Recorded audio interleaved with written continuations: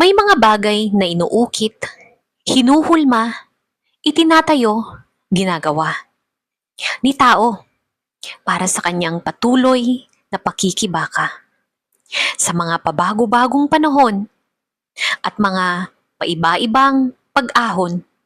Alam ni tao, kailangan niyang lumilok, yumari, kumatha upang manatili siya at manatiling mabuhay ng sagana.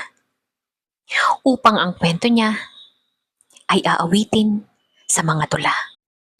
May mga bagay na inuukit, hinuhulma, itinatayo, ginagawa ni tao para sa kanyang patuloy na pakikibaka sa mga pabago-bagong panahon at mga paiba-ibang pag-ahon.